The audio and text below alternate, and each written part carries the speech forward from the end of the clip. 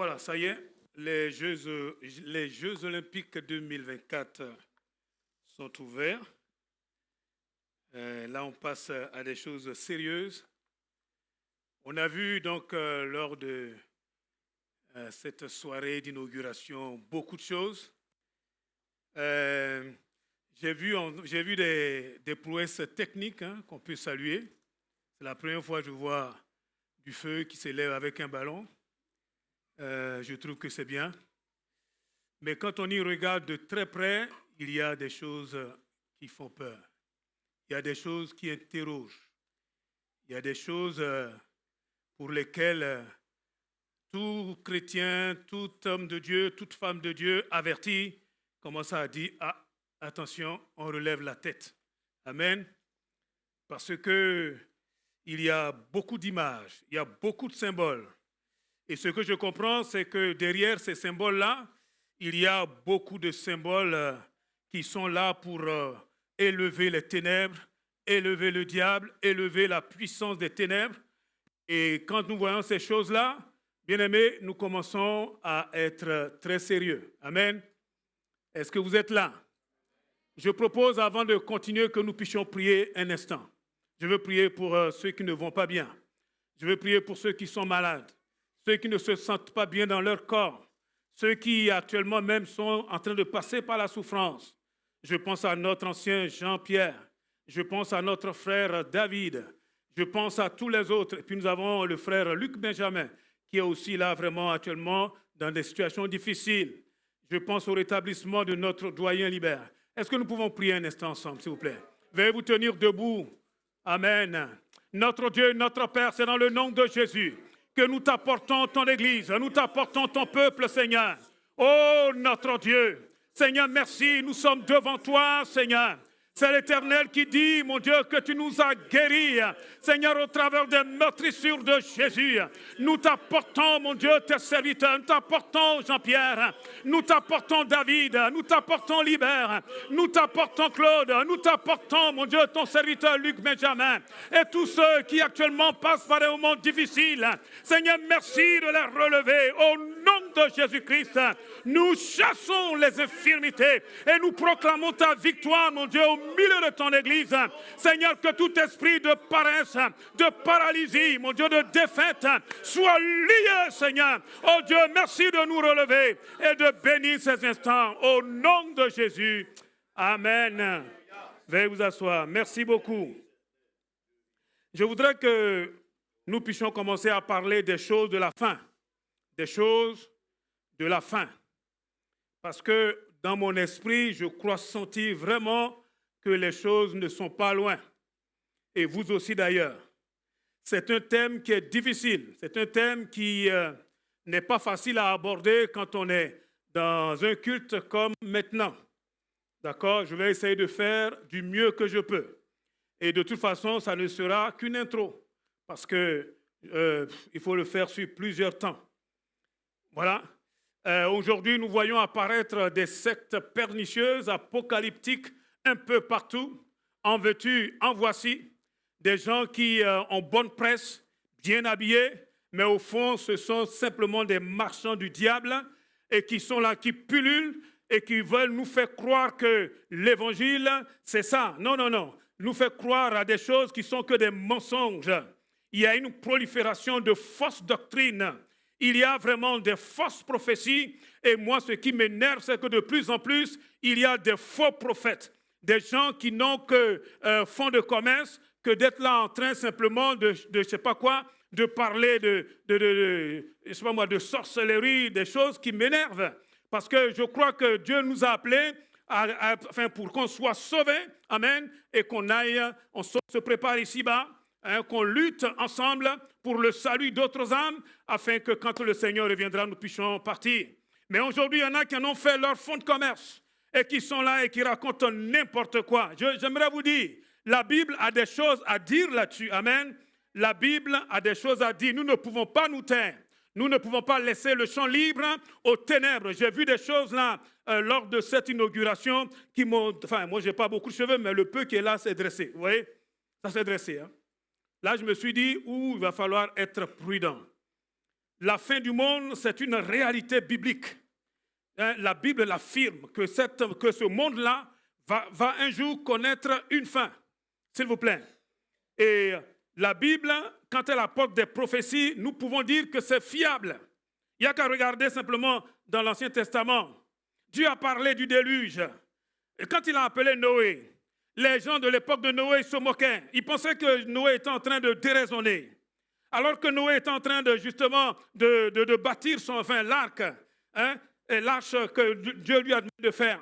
Et pendant ce temps, les autres se moquaient. Oh, on n'a jamais même vu une goutte de pluie. Toi, tu parles d'inondation. Mais la Bible dit, jusqu'au jour où Noé est entré dans l'arche, le Seigneur a fermé la porte. Amen. Et on sait ce qui est arrivé. Quand Dieu parlait de Sodome et Gomorrhe, on pensait que c'était de l'amusement. La Bible nous dit que c'est carrément un déluge de feu qui est tombé sur ce pays obscène, que c'est sur ses habitants qui vivaient d'une façon extraordinairement ténébreuse. Et tous, ils sont décédés. S'il vous plaît, quand Jésus parlait du retour, de l'avènement du Saint-Esprit et que l'Église allait démarrer, là, il y en a qui pensaient que c'était d'autres choses. Et le Seigneur a été clair.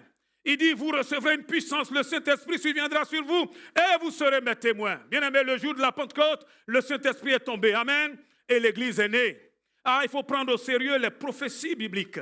Amen. Nous ne pouvons pas laisser le champ libre à ces marchands de mort. La Bible dit ceci. Par exemple, je lis rapidement des bouts de versets pour aller vite.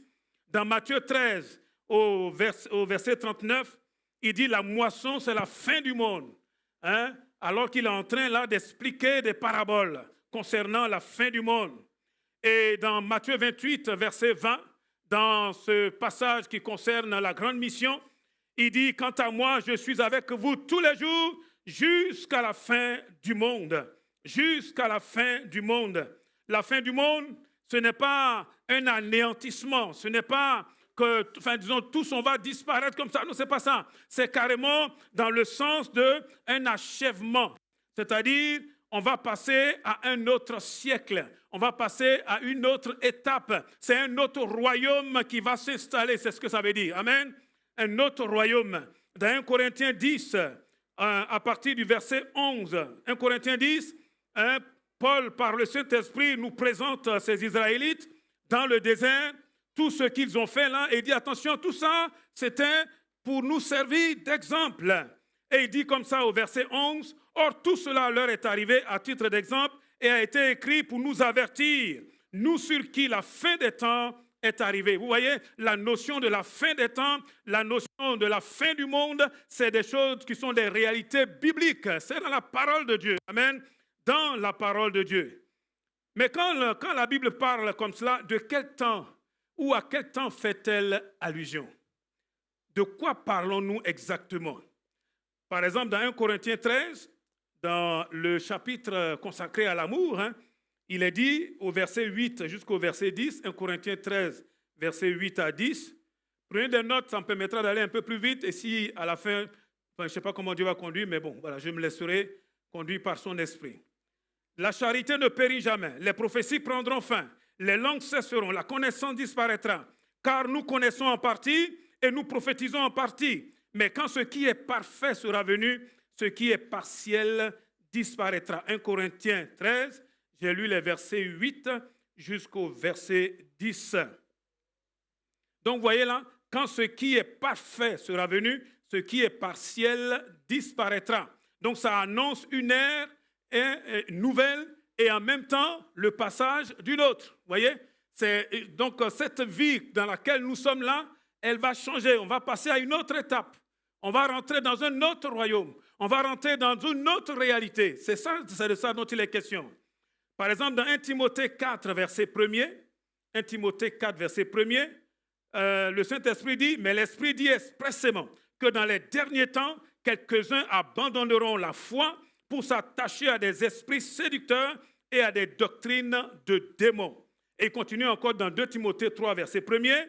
2 Timothée 3, verset 1er. Sache que dans les derniers jours surgiront des temps difficiles. Vous voyez, tout ça, ce sont simplement des expressions pour nous parler de la fin du monde.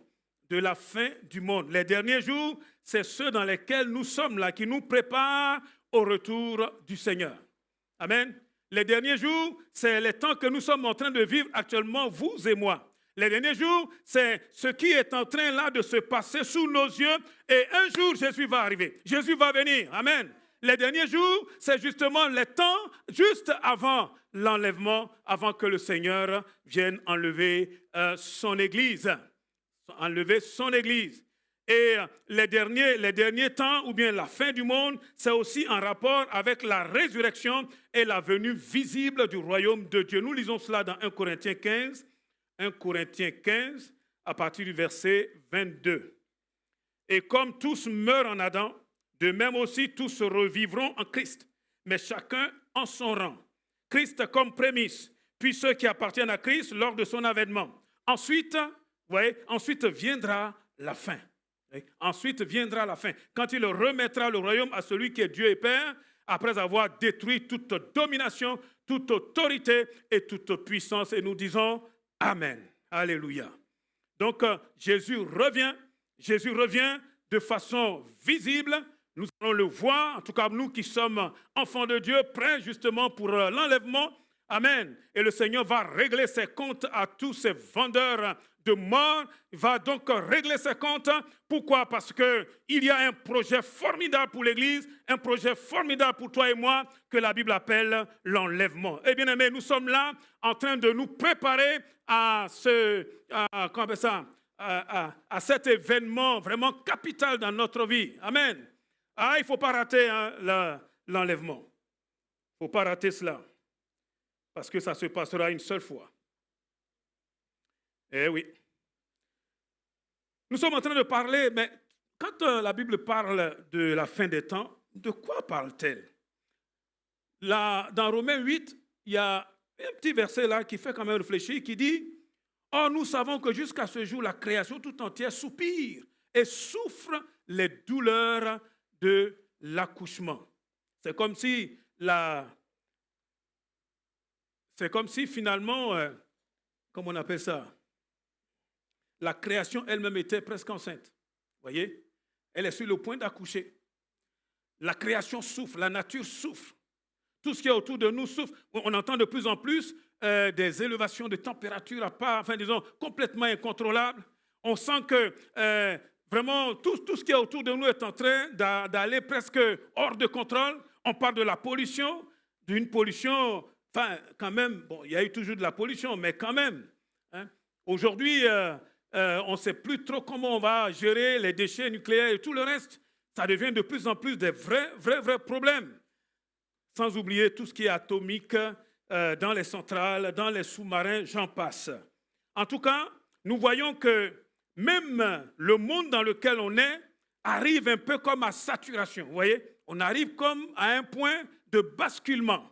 Et nous sommes là, nous observons, et c'est comme si cela ne nous dit rien, si nous ne faisons pas attention. Alors que nous sommes en train de nous rapprocher chaque jour un peu plus, justement, du retour du Seigneur. C'est pour ça qu'il va falloir vraiment être vigilant. Amen. Pierre dit dans 1 Pierre 4, verset 7, 1 Pierre 4, verset 7, la fin de toute chose est proche. La fin de toute chose est proche. La fin. Il y en a qui disent, mais combien de temps? Oui, le Seigneur dit, il y a une fin. Ça va finir. Amen. Tout ce que nous sommes en train de traverser là, ça va finir. Ça va finir. Dis à ton voisin, ça va finir. Tiens bon. Ce n'est qu'un petit passage. C'est dur, mais ça ne va pas rester tout le temps. Un jour, tout ça, ça sera terminé. Amen. Oh, merci Seigneur. Sachant avant tout que dans les derniers jours, il viendra des moqueurs avec leur raillerie. Vous voyez, ça c'est encore Pierre, 2 Pierre 3, verset 3. Il y a des gens qui sont là, ils se moquent. Mais le Seigneur dit, ça sera dans les derniers jours. Ça dit toujours dans les temps qui précèdent le retour du Seigneur. Amen. Et nous y sommes, bien-aimés. Vous n'avez pas remarqué combien l'Église est attaquée. Il suffit simplement d'ouvrir un peu les yeux. Combien l'Église est... Enfin, il y a des choses qu'on fait à l'Église qu'on n'oserait pas faire à une autre religion. Je suis sûr que les images qu'on a vues là, si on avait parlé d'un autre prophète là, je peux vous garantir que la France serait à feu et à sang. Actuellement, là, ils n'oseraient même pas. Vous comprenez? Mais là, le christianisme, on prend et on le jette. Vous avez vu là? Oh mon Dieu. Je ne sais même pas si ça vaut la peine d'en parler. Ils ont essayé finalement de donner des images, mais je me suis dit, mon Dieu, ils sont allés jusque-là. Jusque-là. Une sorte de parodie de la scène du Seigneur. Avec qui? Avec les drag queens. Oui. Et nous, on est là, on regarde ça, en train de se moquer de notre Jésus, en train de se moquer justement de la Sainte Seine. Oui, oui, oui, vous l'avez tous vu. Et puis, il y avait des danses, quand j'ai regardé ça, j'ai dit à ma femme, ça là, c'est la danse de la possession diabolique. D'ailleurs, ça finit avec du rouge partout. Et nous, on est là, on regarde ça. Je vous dis, ils n'oseraient même pas faire ça pour une autre religion. Je peux vous garantir. Et la Bible dit, quand vous voyez ces choses-là, sachez que le Seigneur est proche. Dis à ton voisin, hey, le Seigneur est proche.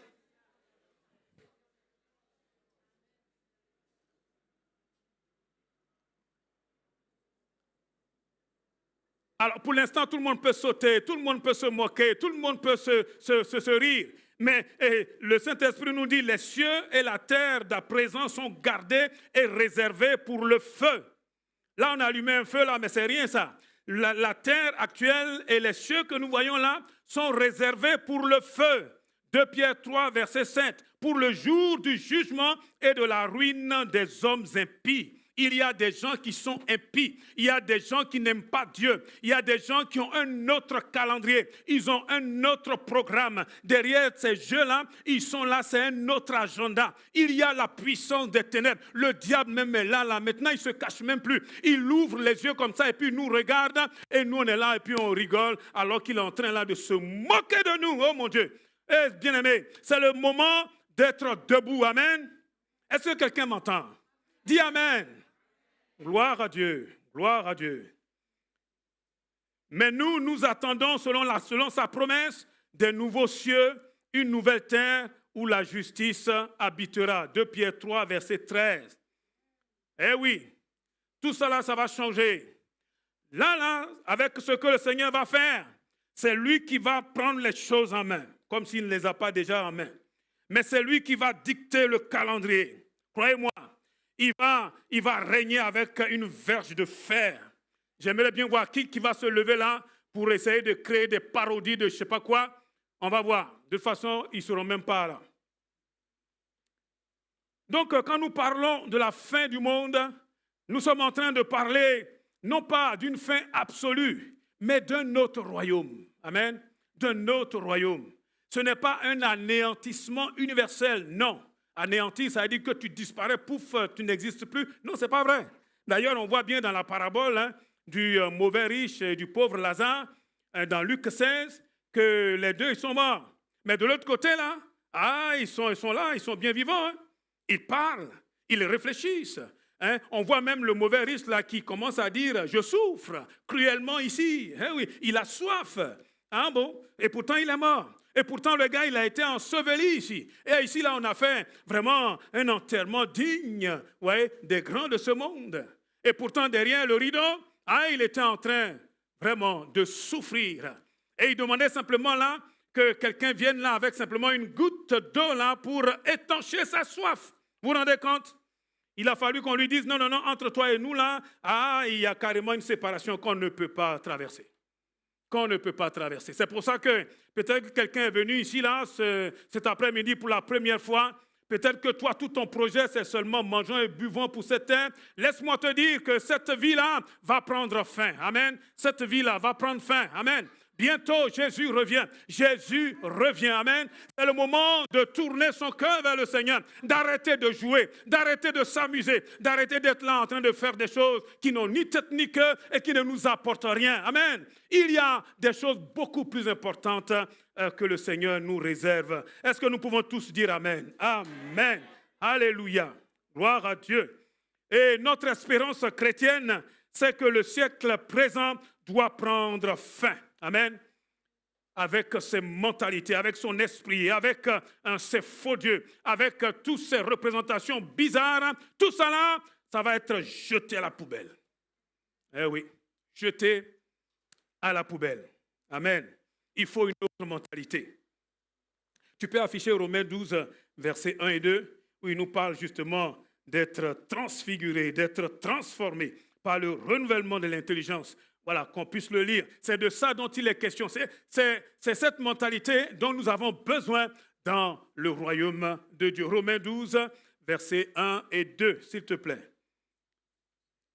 Je vous exhorte donc, frères, par les compassions de Dieu, à offrir vos corps comme un sacrifice vivant, saint, agréable à Dieu. Amen. Ce qui sera de votre part un culte raisonnable. Verset 2. Ne vous conformez pas. L'autre version dit, ne vous laissez pas couler dans le moule de ce siècle présent, mais soyez transformés, transfigurés par le renouvellement de l'intelligence, afin que vous discerniez quelle est la volonté de Dieu, ce qui est bon, agréable et parfait. Vous savez, le plus terrible, c'est d'être dans l'église, de connaître la parole de Dieu et de vouloir vivre comme ceux qui n'ont jamais entendu la parole de Dieu. Oh mon Dieu, quelle misère! Et on est là, on pense comme les gens du monde, on parle comme les gens du monde, on s'habille, on se déshabille comme les gens du monde. Quelle tristesse! Nous ne sommes plus de ce registre-là. Amen. Notre corps est devenu le temple de Dieu. Si tu es d'accord, tu dis Amen. Le temple du Saint-Esprit. Et bien aimé, là, nous voulons traiter notre corps en le respectant. Parce que le Seigneur dit, celui qui tue ce corps-là, il va lui régler ses comptes. Amen. Il y a une autre mentalité, il y a une autre façon de voir la vie quand on vient au Seigneur. Et ça n'a rien à voir avec ce qui se passe dans ce monde. Nous n'avons rien à faire pour plaire à ce monde, bien-aimé. Ce monde-là n'a rien à nous et nous n'avons rien pour ce monde. Dis Amen quand même. Gloire à Dieu.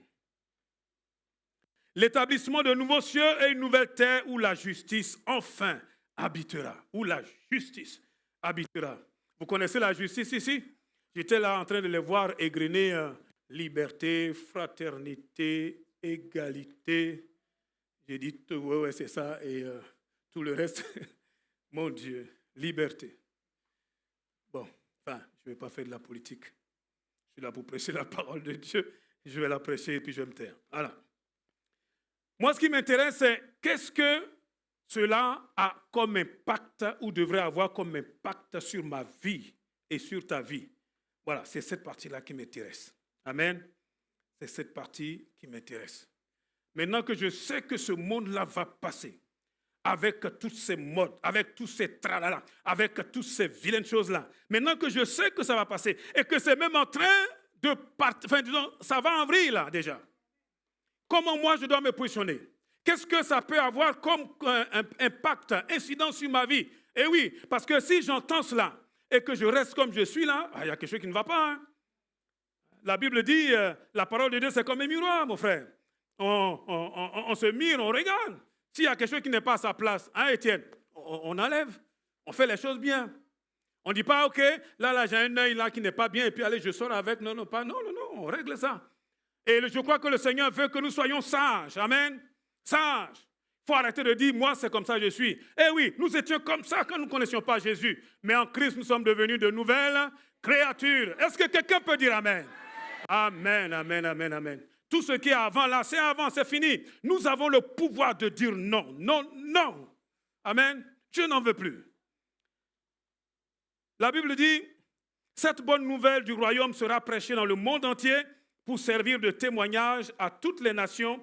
Alors viendra la fin. Matthieu 24, verset 14. Il faut que cette bonne nouvelle soit prêchée jusqu'au bout du monde. Et il dit, alors viendra la fin. Ça veut dire quoi? Alors, c'est une conséquence. Hein? Ça veut dire que si nous voulons hâter le retour du Seigneur, qu'est-ce qu'il faut faire? Hein, ma soeur, qu'est-ce qu'il faut faire? Il faut dormir. Il faut être là en train de danser, de zouker. Bon, parfois, il faut zouker un peu, mais quand même. Si tu zoukes trop, toi-même, tu vas être zouk-zouk. Oh Seigneur. Donc, le Seigneur nous demande de rendre témoignage du royaume de Dieu pour hâter son retour. Rendre témoignage sans crainte, sans honte. Que Dieu nous délivre de la peur des hommes. Ceux qui sont autour de nous là, c'est des gens qui sont en train de courir tout droit dans les flammes de l'enfer. Je ne sais pas si vous avez idée. C'est un voyage sans retour. Ils courent. Et nous, c'est nous qui avons justement la parole de vie. Et nous sommes là, au lieu de l'ouvrir pour pouvoir dire simplement Jésus t'aime, nous sommes là, nous tremblons. Eh oh! Il va falloir que nous puissions annoncer l'évangile. Et vous avez vu, ça va hâter le retour du Seigneur. Amen. Ça va hâter le retour du Seigneur. Allez, faites de toutes les nations des disciples et les baptisants au nom du Père, du Fils et du Saint-Esprit et enseignez-leur à observer tout ce que je vous ai prescrit. Et voici, je suis avec vous tous les jours jusqu'à la fin du monde. Voilà, nous devons faire le travail de Dieu. Amen. Nous devons être là en train d'évangéliser. Alléluia. De baptiser ceux qui vont se convertir et qui vont venir à la foi chrétienne. Amen. Et de leur enseigner la parole de Dieu comme nous sommes en train de faire, afin que nous ne soyons pas des enfants flottants et emportés à toute bonne doctrine, mais que nous soyons des hommes et des femmes solides, matures, capables de véritablement se nourrir des choses solides. Amen. Oh, gloire à Dieu. Gloire à Dieu. Mais vous recevrez de la puissance quand l'Esprit Saint viendra sur vous. Et vous serez mes témoins à Jérusalem, dans toute la Judée, en Samarie, jusqu'aux extrémités de la terre. Nous devons vraiment travailler. Amen. Nous devons travailler. Je crois que sans le Saint-Esprit, sans le baptême dans le Saint-Esprit, excusez-moi, hein, on peut faire tout ce qu'on veut. On peut courir. On peut aller, revenir. S'il n'y a pas la vie de l'Esprit là, tout ce que nous faisons là, vous savez quoi? C'est de la politique. C'est simplement un club qui se réunit et qui est là en train de dire « Oh, moi j'aime bien ça, oh, moi j'aime bien ça. Oh, on peut modifier comme ça. » Et l'Église, c'est l'Église du Seigneur. Nous avons besoin de l'Esprit. Amen. Nous avons besoin de l'Esprit pour la louange. Nous avons besoin de l'Esprit pour la prière. Nous avons besoin de l'Esprit pour chaque chose que nous faisons. Bien aimé, nous avons besoin de la direction du Saint-Esprit. Amen. Il y a en nous quelque chose là qui a du mal à se lancer et il faut que le Saint-Esprit tombe sur nous pour que nous nous mettions à courir sans même savoir d'où vient la force. Eh oui, parfois je suis assis là, je me dis mais comment est-ce que je vais pouvoir tenir? Mais j'ai remarqué que chaque fois que je commence, il y a une autre force, il y a une autre puissance qui vient là et qui est capable justement de me pousser jusqu'au bout. Nous avons besoin de force. Amen. Le Saint-Esprit survenant sur nous et nous serons des témoins. Ce que Dieu veut, c'est que nous soyons des témoins. Des témoins. Sinon, ça sera non-assistance à personne en danger. Eh oui, non-assistance à personne qui va se perdre pour l'éternité. Nous avons le droit, nous avons le devoir de dire à ceux qui sont à côté de nous, Jésus, Jésus, Jésus. Amen. Parlez de Jésus. Amen. C'est bien de chanter ici, mais parlons de Jésus. Je bénis le Seigneur là, nos jeunes frères et sœurs qui sont dans l'église. J'ai remarqué qu'ils travaillent efficacement. J'ai remarqué que la plupart des baptêmes qu'on a pu faire là, souvent c'était des jeunes qui étaient en train de prêcher à d'autres jeunes. Il va falloir que nous les adultes, on se réveille. Dis Amen quand même. Il va falloir que nous les adultes, on se réveille. Dis Amen. Et que les jeunes, vous continuez encore. Mais que nous soyons tous enflammés du Saint-Esprit. Amen. Parce que ce temps passe.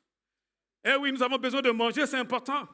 Nous avons besoin de dormir, c'est important. Nous avons besoin de nous déplacer, c'est important tout ça. Nous avons besoin d'avoir une famille, de fonder une famille. Tout ça, c'est important. Mais laissez-moi vous dire, tout ça là, ça va finir. Ça va finir. Ça va finir. Si tu ne poursuis que ça, un jour, ça va finir. Et toi, tu pars aussi avec ça. Amen. Ah, c'est le moment de travailler pour le Seigneur. C'est le moment de semer pour le Seigneur. Alléluia. Et nous qui connaissons le Seigneur, voici ce que la Bible dit dans 2 Pierre 3, versets 11 à 12. Tu peux l'afficher, s'il te plaît. 2 Pierre 3, versets 11 à 12. Nous sommes en train de voir quelle est l'incidence de savoir que bientôt, c'est la fin de ce monde, de cette ère.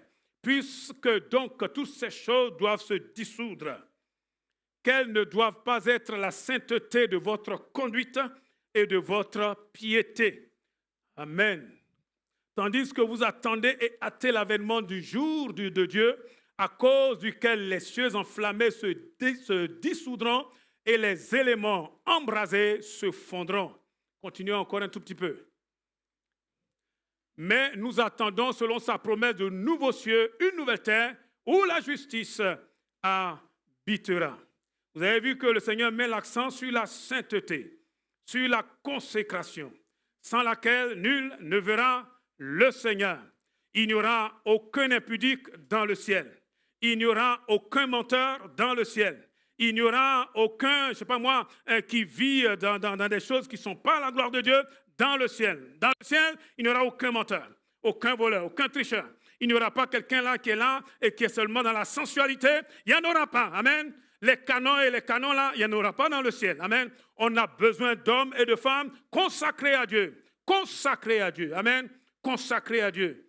Eh oui, consacrés au Seigneur. La sainteté de votre conduite. Vous avez remarqué que c'est être saint dans notre conduite, dans notre façon de parler, dans notre façon de communier avec les autres, dans notre façon d'être. Il faut être saint. Saint, ça veut dire, nous ne faisons pas comme les gens qui sont autour de nous. Nous faisons comme Dieu, justement, nous demande de le faire, avec sa force. Amen. Avec sa force, nous pourrons toujours vivre de façon sainte, avec sa grâce. Amen. On y arrive. Tout à l'heure, nous étions en train de dire que même pour chanter, pour louer le Seigneur, il faut de la détermination. Amen. Je dis, Seigneur, je viens pour te louer. Oh, mon corps n'a pas trop envie. Je ne me sens pas trop en forme. Mais dès que je commence, parce que je veux le faire, bien aimé, le Saint-Esprit va m'aider. Amen. Le Saint-Esprit va m'aider. C'est comme ça. Et c'est là que le psalmiste dit, hé, mon âme, mais pourquoi t'as battu? Loue l'Éternel. Ouais, c'est le gars qui parle à son âme. Hein. Il dit, je dis à mon âme, là, hey, tu vas te réveiller, hein, tu vas arrêter de somnoler, tu vas te mettre à bosser, là. Et en ce moment-là, les choses se mettent en place. Oh, gloire à Dieu. Il est dit, saint dans notre conduite et dans notre piété. La piété, c'est toujours en rapport avec Dieu. Dans notre façon de marcher avec Dieu. Dans notre façon de nous conduire avec Dieu. Nous aurons besoin d'apprendre la discipline. Eh bien aimé, ça c'est un mot difficile pour moi, pour toi, pour chacun d'entre nous. La discipline. Oui, parce que dans le royaume de Dieu, il n'y a pas la démocratie. Ça n'existe pas. Moi, je n'ai jamais vu ça, hein, la démocratie. Normalement, même dans l'église, il n'y a pas de démocratie. Hein. Eh oui. Quand Dieu a parlé, tout le monde appelle avant de terminer. Ah oui. Quand Dieu appelle quelqu'un, il dit, mais pourquoi il appelle celui-là, il n'appelle pas l'autre? C'est Dieu, hein. Dieu, il appelle qui il veut. Amen. Et il fait comme il veut. Parfois, même ceux qui l'appellent, même, ils se demandent, mais pourquoi il m'a appelé? Ah, mais attends, c'est Dieu, hein. Alléluia. Oh, gloire à Dieu. Donc, il faut que nous puissions apprendre à être sérieux, à être dans une discipline personnelle. Sois disciple du Seigneur qui te discipline vraiment. Amen. Il ne faut pas attendre toujours que quelqu'un vienne pour dire, il va falloir se lever. Il va falloir prier. Il va falloir lire la Bible. Il faut toi-même. Là, aujourd'hui, nous avons tellement de moyens. Tu peux régler tout ça sur ton smartphone. Hein. Tu règles. Tu dis, j'ai besoin de tel temps. De temps à temps, tu règles. Quand ça arrive, ça fait bip, bip, bip, tu te lèves. D'accord? Et, OK, tu veux regarder un peu les réseaux? 5 minutes, pas plus. Méfie-toi, hein, parce qu'il y a un autre là, le TikTok là, ou le TikTok là. Hein, il est dangereux. Parce qu'il y en a qui sont partis là-bas en disant, je vais faire TikTok une seule fois. Ils ont fait une fois, TikTok, TikTok. Après, ça fait ils ne s'arrêtent plus. Ouais. Donc, voilà, méfiez-vous des réseaux. On y va une fois. Même YouTube là. Il faut s'en méfier. Hein. Il faut s'en méfier. Est-ce que je parle à quelqu'un? Je ne sais pas. Hein? Vous ne connaissez pas TikTok, vous?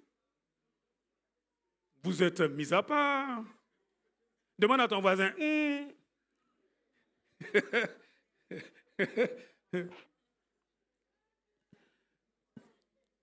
Moi, il y a des frères qui m'envoient des liens sur WhatsApp.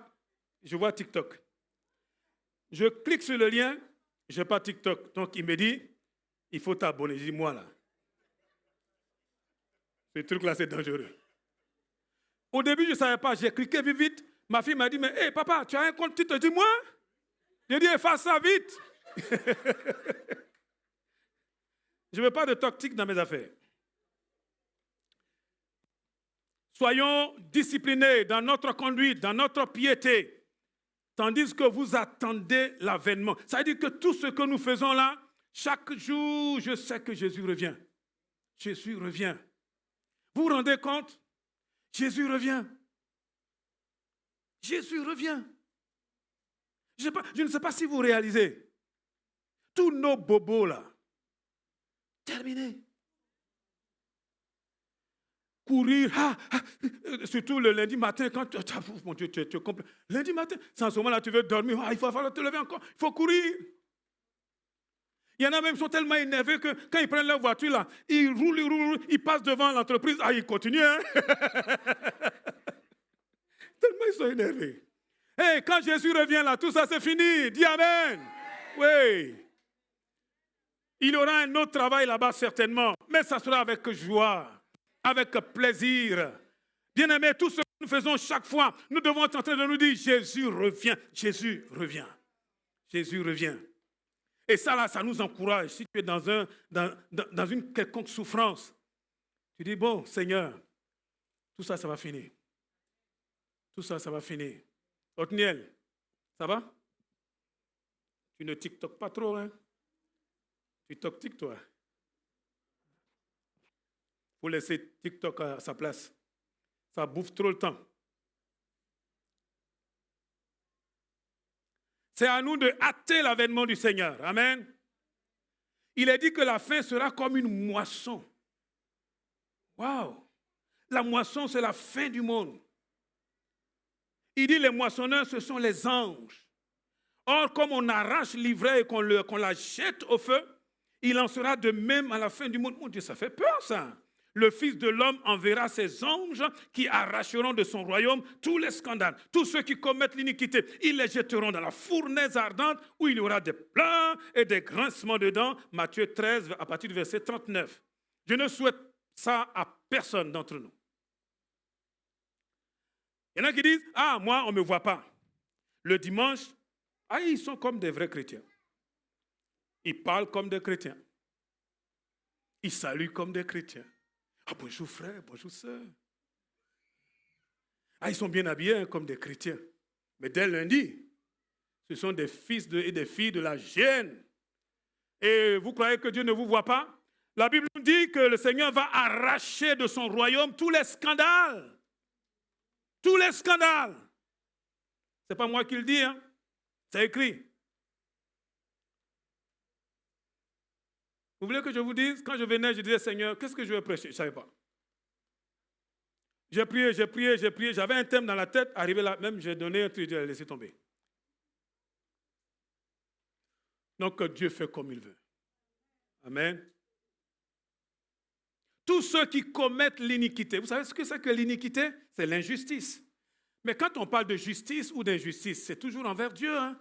C'est-à-dire, ce qui est droit devant Dieu, c'est la justice. Ce qui n'est pas droit devant Dieu, c'est l'injustice, c'est l'iniquité, c'est le péché, c'est tout ce qui ne va pas. C'est tout ce qui gêne les autres. C'est tout ce qui amène les autres de travers. C'est tout ce qui, venant de moi, peut perturber quelqu'un. Eh oui, que nous ne soyons pas des instruments de scandale. Le Seigneur dit, il n'est pas bon qu'il y ait des scandales, hein. Malheur à celui par qui arrive le scandale. Parfois, nous disons, nous sommes forts, nous pouvons tenir. Oui, mais parfois, ce que je suis en train de faire là, ça peut scandaliser quelqu'un d'autre. Il faut savoir faire. Si toi, tu peux porter, peut-être que l'autre ne peut pas encore porter. Vous comprenez? Supportons-nous les uns les autres. Et c'est bon pour les chrétiens et les chrétiennes, c'est bon aussi quand on est dehors. Mais oui.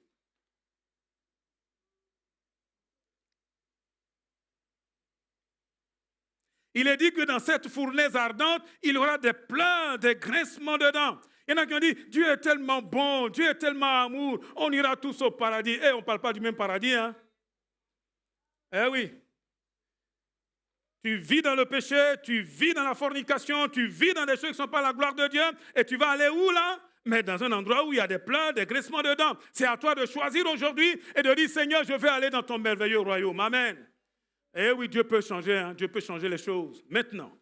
Et ça ne tient qu'à nous. Alléluia.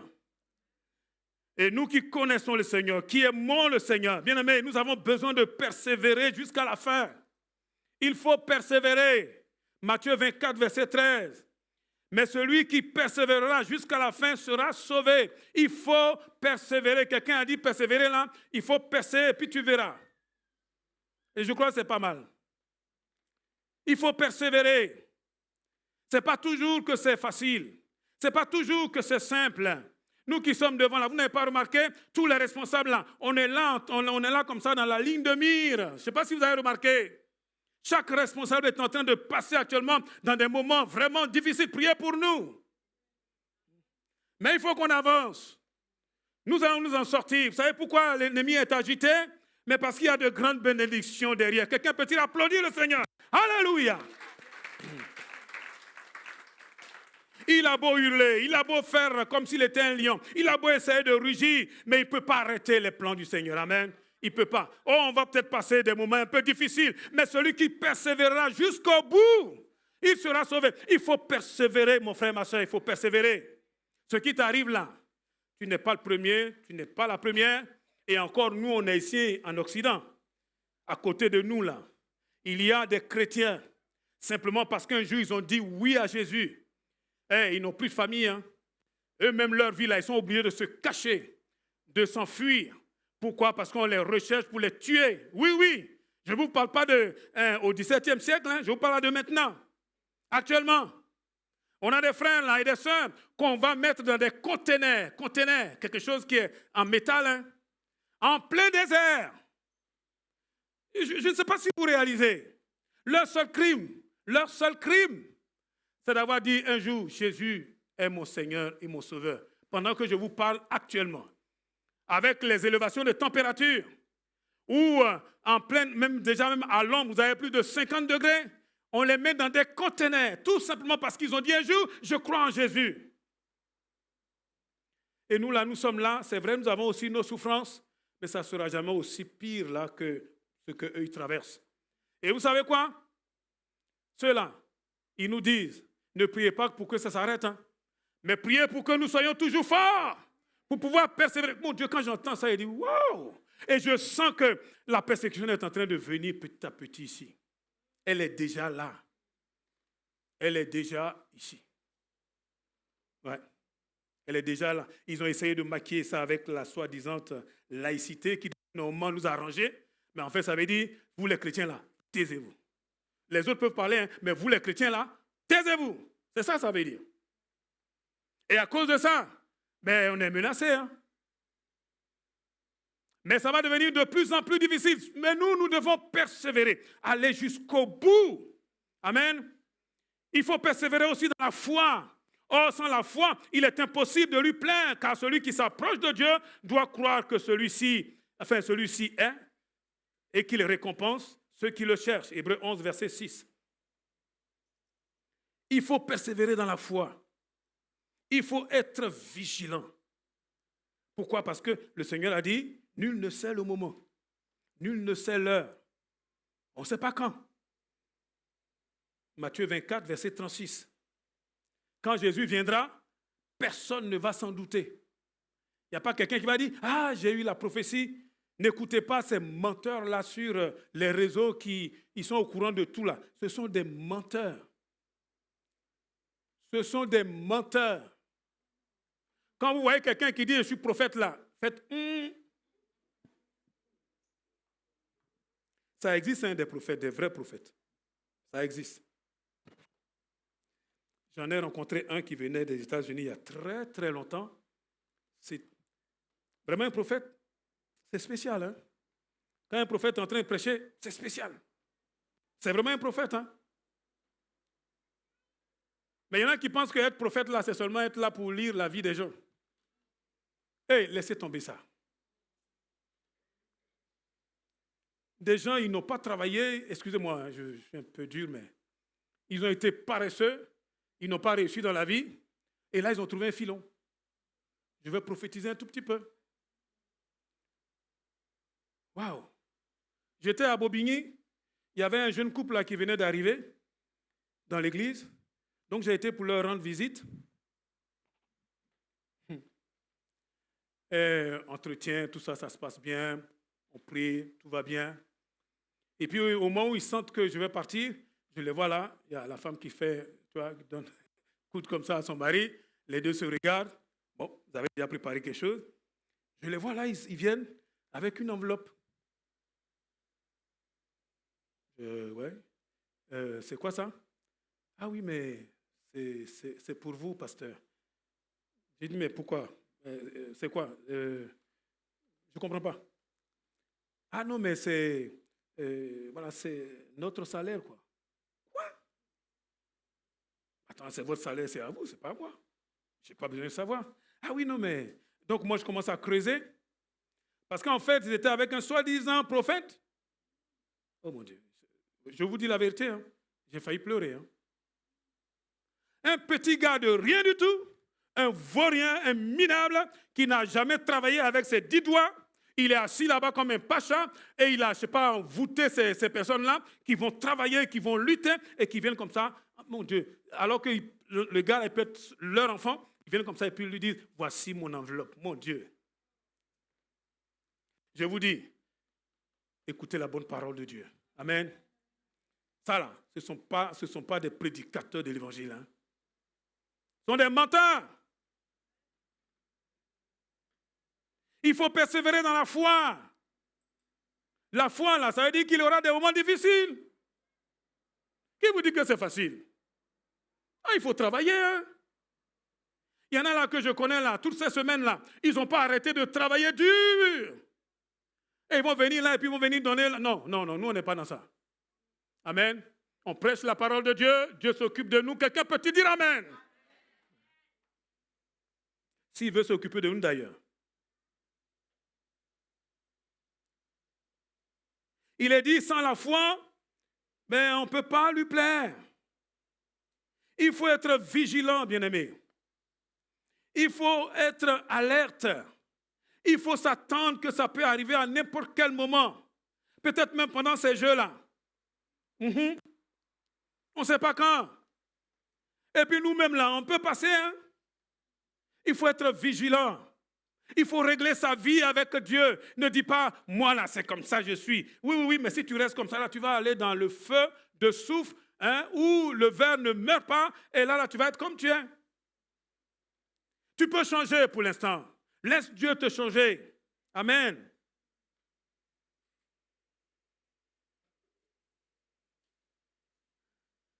Il est dit dans 1 Jean 2, verset 17, qu'il y a une mentalité dans ce monde.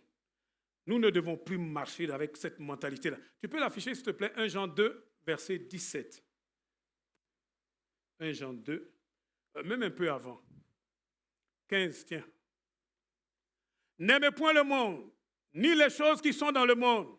Tu peux le mettre dans la NBS, dans la Bible du semeur, BDS, pardon. C'est ça? La Bible du semeur, voilà. Parfois là-bas, c'est plus bien expliqué encore. N'aimez pas le monde ni rien de ce qui fait partie de ce monde. Si quelqu'un aime le monde, l'amour pour le Père n'est pas en lui. Ça veut dire qu'on ne peut pas aimer Dieu et dire j'aime ce qui se passe dans ce monde-là. Ce n'est pas possible. C'est antinomique. Ça ne peut pas s'associer. On continue? En effet, tout ce qui fait partie du monde, les mauvais désirs qui animent l'homme livré à lui-même. Ouais, l'homme livré à lui-même, ça c'est l'homme charnel. Voyez? L'homme charnel. Il est là, il y a quelque chose qui le pousse, mais ce n'est pas Dieu. Hein? Ce sont ses propres sens qui le poussent. Quand il voit, quand il entend, quand il sent, il court. Voyez? Mais ce n'est pas Dieu. Ouais? Il est dit ici, tout ce qui fait partie du monde, les mauvais désirs qui animent l'homme livré à lui-même. Il est livré à lui-même. La soif de posséder ce qui attire le regard. La soif. Quand je vois là, il faut que j'ai aussi. Ah, mais ça là, ce n'est pas le Seigneur. Hein?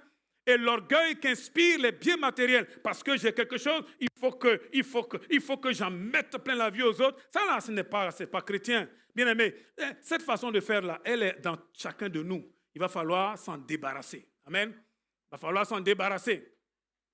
La soif de posséder ce qui attire les regards. Ah, il faut qu'on me voie, il faut qu'on me distingue, il faut qu'on reconnaisse que je suis là. On n'a pas besoin de reconnaissance. Le Saint-Esprit est en nous. Dis Amen.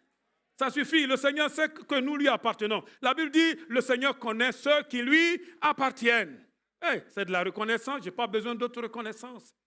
L'orgueil qu'inspire les biens matériels. Et tout cela ne vient pas du Père, mais du monde. Verset 17. Et le monde passe avec tous ses attraits. Mais celui qui accomplit la volonté de Dieu demeure éternellement. Amen. Vous arrivez à supporter encore? Ça va? Mais je vous parle avec amour. Hein? Vous savez, l'amour, parfois, c'est quand même, il faut de la rigueur. Paul disait à Timothée, il y a une façon de se comporter dans la maison de Dieu. Je ne peux pas venir n'importe comment. Comprenez? Si vous me voyez dehors là en train de discuter d'une affaire, puis je suis en train de rouler l'autre là dans la farine, vous êtes à côté, vous voyez ça, dit ah, pasteur, vous voyez, ça ne va pas. Et ce que je ne peux pas faire dehors là, je ne peux pas faire ici, et je ne peux pas le faire en cachette non plus. S'il vous plaît, nous pouvons vivre bien. Amen. Oh, gloire à Dieu. Le Seigneur dit dans Luc 18, verset 8, « Trouvera-t-il la foi sur la terre quand il reviendra ?» Vous savez, nous sommes en train de passer, pour la plupart d'entre nous, dans des choses difficiles. Ce matin, j'ai vu comment le groupe de louanges et ceux qui dirigent ont eu du mal à nous tirer dans la louange. Parce que bon, nous sommes en train certainement de traverser des moments difficiles. Eh oui, mais ce n'est pas des choses faciles. Rien n'est facile pour qui que ce soit. Amen. Mais le Seigneur dit, quand il reviendra, est-ce qu'il trouvera encore la foi? Il ne faut pas te laisser distraire. Il ne faut pas te laisser mettre de côté pour quelque chose simplement qui a une petite difficulté qui va passer. Ça va passer. Amen. Ça va passer. Ceux, par exemple, qui n'ont pas réussi à leurs examens cette année, bon, on n'a pas réussi, on n'a pas réussi. L'année prochaine, on va travailler un peu plus. Avec la grâce de Dieu, ça va aller. Mais tu ne peux pas prendre des décisions pour dire, ah, comme c'est comme cela, ah, je ne vais plus faire ci, je ne vais plus faire ça. Non, il faut persévérer jusqu'au bout. Amen. Moi qui vous parle là, j'ai échoué. Hein? Eh oui. Et quand j'étais beaucoup plus jeune, j'ai échoué, je ne comprenais pas. J'étais un très bon élève, ah, j'ai échoué. Mon directeur disait, mais comment ça, tu as échoué? Il est allé la vérifier, il dit, mais ce n'est pas possible, lui, il ne peut pas échouer. Ah oui, parce que c'était la première fois que j'étais en train de concourir. Je ne sais pas moi, il y a quelque chose qui s'est passé là, j'ai perdu toutes mes facultés, j'ai échoué. Mais quand après, j'ai repris, mais par la grâce de Dieu, ça a marché. Si ça n'a pas marché cette année, ça va marcher demain. Amen. Et si ce que tu es en train de traverser est difficile, mais il faut continuer à croire. Parce que quand le Seigneur viendra, il faut qu'il nous trouve dans la foi. Mais il nous avertit en disant, et parce que l'iniquité se sera accrue, l'amour, la charité du plus grand nombre se refroidira. Se refroidira. Eh oui. L'iniquité va s'accroître. L'amour d'un grand homme va refroidir. Ce n'est pas moi qui le dis, c'est Jésus qui dit ça. Il dit, quand il va venir là, il y en a qui, quand ils vont voir les choses qui se passent là, ils risquent même d'être découragés. On marchait avec des frères, des sœurs, et puis du jour au lendemain, on apprend des scandales, des choses. On dit, mais comment ça c'est possible? Comment c'est possible? On a même vu, même dans le ministère, des choses qui nous ont... enfin, c'est dur, hein? C'est dur. Des choses qui auraient pu nous jeter complètement, vraiment, dans le monde encore. Parce qu'on est des hommes, des êtres humains, je veux dire. Tant qu'on n'est pas arrivé au bout là, on n'a pas fini. Hein? Il faut persévérer. Amen. Je vais m'arrêter là pour dire simplement ceci. La fin du monde est proche. Les ténèbres sont de plus en plus démontées. Il n'y a qu'à ouvrir les yeux. Le diable, maintenant, il ne se cache plus. Avant, là, il était invisible. Maintenant, il met de la peinture bleue sur lui et puis il est là. Il te regarde et puis il parle, tu n'entends même pas ce qu'il est en train de dire.